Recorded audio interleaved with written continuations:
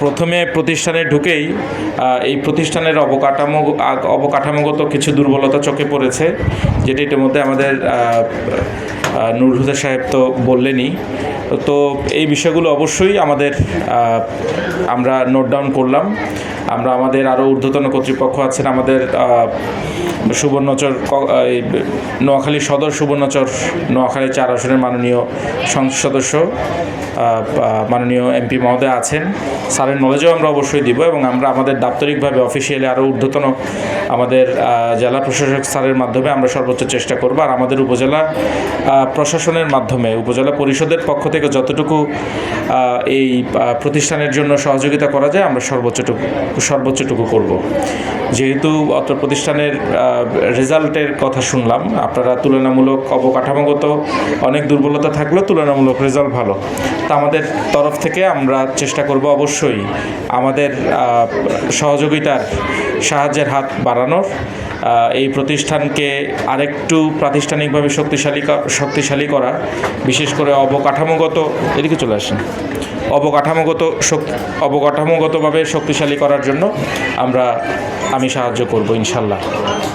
আর মূলত যেহেতু এটা আমাদের দাখিল 2026 সালের পরীক্ষার্থীদের বিদায় এবং দোয়া অনুষ্ঠান, তো বিদায় তো অবশ্যই প্রতিষ্ঠানের দীর্ঘদিন এই প্রতিষ্ঠানে আপনারা পড়াশোনা করেছেন, আপনাদের এই বিদায়টা আপনারা যেই সামনে যে একটা গুরুত্বপূর্ণ সময় এসে আপনারা দাঁড়িয়েছেন, যে দাখিল পরীক্ষা যথাযথভাবে আমরা আশা করি এই দাখিল 2026 সালের পরীক্ষা আপনারা ভালোভাবে পরীক্ষা দিয়ে একটা ভালো রেজাল্ট করে উচ্চশিক্ষার জন্য উচ্চতর শিক্ষা প্রতিষ্ঠানে আপনারা গমন করবেন ইনশাল্লাহ।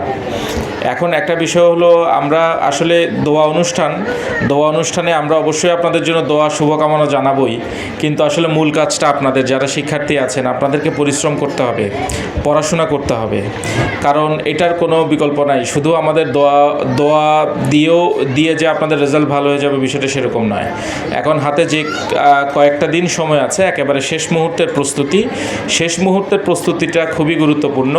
আপনি পুরো বছর পড়াশোনা করলেন, কিন্তু পরীক্ষার আগের 1-2 দিন আগে যদি আপনি রিভিশন দিতে না পারেন, তাহলে অনেক সময় আমরা জানা বিষয় লিখতে পারি না। তো আপনারা ইতিমধ্যে যেভাবে প্রিপারেশন নিয়েছেন, আমি বলবো আমার পক্ষ থেকে পরামর্শ থাকবে আপনারা অবশ্যই আপনাদের ইতিমধ্যে যে প্রিপারেশন সেগুলো তো অবশ্যই রিভিশন করে নেবেন এবং শেষ মুহূর্তে একেবারে গুরুত্বপূর্ণ বিষয়গুলো আপনারা ভালো মতো দেখে যাবেন। আর আপনারা জানেন যে বর্তমান শিক্ষা ব্যবস্থায় এই বছর বা গত 1-2 বছর ধরে আপনারা দেখতে পাচ্ছেন পাবলিক পরীক্ষাসমূহ খুব কঠোর নিয়মকানুনের মধ্য দিয়ে পাবলিক পরীক্ষাসমূহ অনুষ্ঠিত হচ্ছে। যথাযথভাবে আপনারা যদি পড়াশোনা করেন, আপনাদের আশা করছি আপনারা একটা ভালো রেজাল্ট করতে পারবেন। তো আমার শুভকামনা আপনাদের জন্য অবশ্যই থাকবে। আমি আমাদের আজকের এই অনুষ্ঠানে যে দোয়া অনুষ্ঠান, সেখানে অবশ্যই সকলের পক্ষ থেকে তো অবশ্যই আপনাদের জন্য দোয়া থাকবে। তবে মূল আপনাদের বিষয় শিক্ষার্থীরা আপনারা অবশ্যই পড়াশোনা করবেন। আশা করছি আপনাদের যদি যথাযথ পরিশ্রম থাকে ইনশাল্লাহ আপনারা একটা ভালো রেজাল্ট অবশ্যই করতে পারবেন ইনশাল্লাহ। আর এই প্রতিষ্ঠানের সার্বিক আজকের এই আয়োজনের জন্য এবং বিশেষ করে আমাকে এখানে আমন্ত্রণ জানানোর জন্য আমি আজকের এই মাদ্রাসার সম্মানিত শিক্ষক মণ্ডলী থেকে শুরু করে মাদ্রাসার পরিচালনার সাথে যারা সংশ্লিষ্ট সকলের প্রতি ধন্যবাদ, কৃতজ্ঞতা জানাচ্ছি।